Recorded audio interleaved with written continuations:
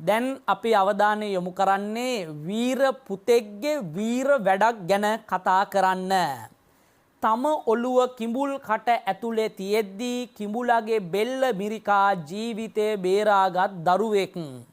තනිවම බේරා ගොඩට පැමිණි දරුවාගේ හිසට මැහුම් 28ක් නාන්න ගිහින් අඩි 3ක් යට කිමිදී සිටියේදී කිඹුලෙක් ඇවිත් දරුවාගේ ඔළුවම ගිලලා වතුරේ උඩට යටට යමින් විනාඩි 3ක් කිඹුලා එක්ක සටන් කරලා අනුරාධපුර මහා ඉලුප්පල්ලම ප්‍රදේශයේ යෝදැලේ සිදු අසාමාන්‍ය සිද්ධියක් මේ දිනවල මුළු රටේම අවධානයට ලක් වූ පුවතක් බවට පත්ව තිබෙනවා. ඒ කිඹුලෙකුගේ කටට හසු 12 වැරදි පාසල් සිසුවෙකුගේ අසාමාන්‍ය ධෛර්යකින් යුතු වැඩ කටයුත්තක් පිළිබඳවයි. මෙම සිද්ධියට මුහුණ පාන්නේ මහා ඉලුප්පල්ලම මහා විද්‍යාලයේ 7 වන ශ්‍රේණියේ ඉගෙනුම ලබන ශශික නිරෝෂන් බාලසූරිය නම් දරුවායි. එම දරුවා මුහුණ දුන් බිහිසුණු අත්දැකීම මෙසේයි.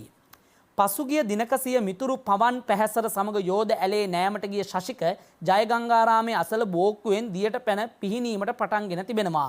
දියට පිහිනීමට දක්ෂ ශශික අඩි 3-4ක් පමණ ගැඹුරින් පිහිනා යද්දී හදිසියෙම ඔහුගේ හිස කිඹුලෙකුගේ දත් අතරට හසු වී තිබෙනවා. ඔහු මෙහෙම කියනවා: මං වෙනද වගේ වතුර යටින් පීනගෙන ගියා. ටික දුරක් යනකොට එකපාරම කළුවර වුණා. මගේ ඔළුව මොකක් හරි එකක් ඇතුළට ගිහින් බෙල්ල ළඟටම හිර වුණා. කටු යනුණා. මං අත ගන්නකොට මට රබර් බටයක් වගේ එකක් තමයි යහුුනේ. මං එක හයියෙන් මිරිකගෙන ඔළුව එළියට ගන්න දැඟලුවා. ඊට පස්සේ මගේ ඔළුව හිර වෙලා තිබුණු කටු වගේ තිබුණු පළු දෙක හයියෙන් ඈත් කරලා ඔළුව එළියට ගත්තා. එතකොට මට දැනුණා මගේ ඔළුවේ පිටුපස්සේ ඉරාගෙන ගිහින් තියනවා වගේ හැඟීමක්.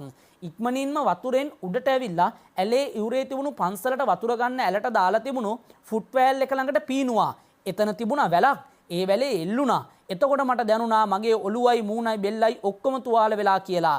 මං ඒ වැලේ එල්ලිලා පන්සල තියෙන ඉඩමට ගොඩ වුණා. මං කවදාවත්වත් කිඹුලෙක් දැකලා නැහැ. පස්සේ තමා දැනගත්තේ මගේ ඔළුව තිබිලා තියෙන්නේ කිඹුලෙකුගේ කට ඇතුලේ කියලා. ශශික දැක්වූ අසාමාන්‍ය ධෛර්යය හා කල්පනාකාරී ක්‍රියාකලාප නිසා ඔහුට තම ජීවිතේ බේරා ගැනීමට හැකි වුණ බවත් කිඹුලාගේ උගුරු දණ්ඩ තදින් මිරිකා උගේ දත් දෙපසින් තල්ලු කර හිස නිදහස් කර ගැනීමට ඔහු සමත්ව ඇති බවත් සඳහන් වෙනවා. මෙම සටන සිදු වූයේ විනාඩි 2-3ක කෙටි කාලයක් තුලදී බවත් සිද්ධිය දුටු පවන් පැහැසර තවමත් දැඩි කම්පනයකින් පසු වෙන බවත් සඳහන් කරන්නේ මොනරා පුවත්පත.